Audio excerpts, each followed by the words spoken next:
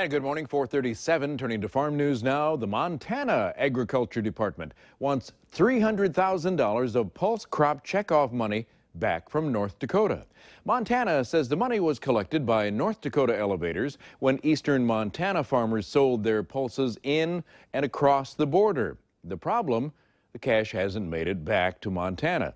Now, last year, the North Dakota Dry Pea and Lentil Council informed Montana the checkoff money would no longer automatically be refunded. Farmers will have to fill out an application to get the money back.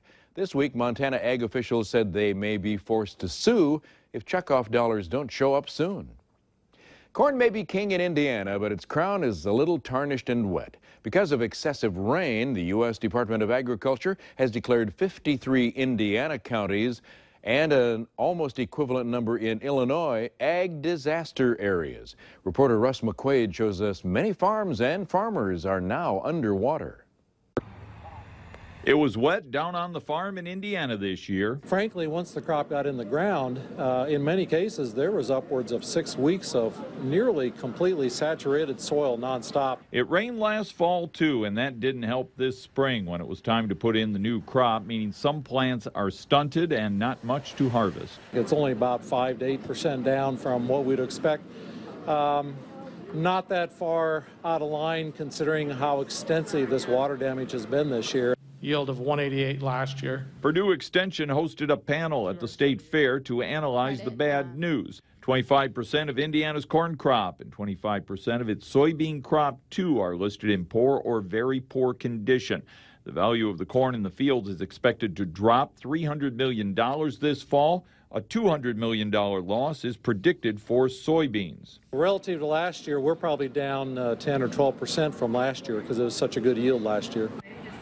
Implement salesmen and farmers tell me the purchase of new tractors and such will be off this year again, as the ag community will continue to count on crop insurance and federal loans to get them through. It'll create some cash flow problems, certainly, for a lot of folks. Farmers with crop insurance can recover 80% of their loss, but spending on farm implements, investment, and land may be cut back. Meanwhile, here in the northern and western Corn Belt, crop development, especially in the corn, has been blessed with nearly perfect weather. Local agronomist Adam Spellhog broke apart some corn cobs for a cross-section analysis and tells us what he found. You know, the cobs I've been looking at look pretty good. Seeing some, 16, 18 around. If you get a good average on that, that's pretty good. Good corn coming. Cob length looks really nice because we had really nice weather right before tasseling when that's kind of established how long our cobs are going to be. I was checking Carl's most important crop, the sweet corn here, and that's looking like it's just going to be ready here at the end of the week. So the kernels are a little shallow yet, but they're starting to fill, so that'll be coming up. All right, on August 28th, the Environmental Protection Agency's Waters of the U.S. rule change goes into effect. It's a game changer for farming, according to everyone except the EPA. Now, although court action is expected, Midwest Farm State senators have made attempts to block it by defunding Waters of the U.S.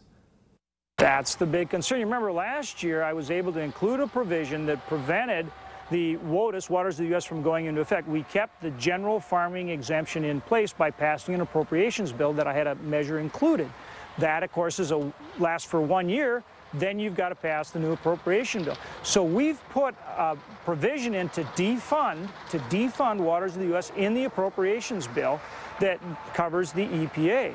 But we're being blocked right now from and we passed it through the committee through the appropriations committee. Now we got to get it to the floor, but we're being filibustered from bringing that bill to the floor, and we need to get it to the floor so we can pass it, and that's how we would defund Waters of the U.S. There will be litigation. I am hopeful that the states can ask for an injunction that would stop it until the case is adjudicated. North Dakota is the lead plaintiff in this case, along with 11 other states in a case filed in federal court in Bismarck this week. A total of 27 states and numerous farm groups have or are taking the EPA and the Army Corps of Engineers to court to block the August 28th implementation. So far, 71 plaintiffs have challenged the rule through 10 complaints filed in 8 district courts across the country. The Environmental Protection Agency being asked to ban or curb the use of chlorpyrifos, an insecticide widely used on soybeans, wheat, alfalfa, citrus, and peanuts. EPA is reviewing a court order requiring them to decide whether it will suggest a ban on the insecticide. Now, Monday, an appeals court told the EPA to release a proposed rule or final rule banning the insecticide by October 31st, or issue a full and final response to a petition filed 9 years ago. Chlorpyrifos has been used for 40 years.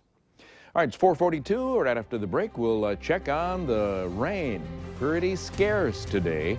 Next 2 days, the hottest of the year.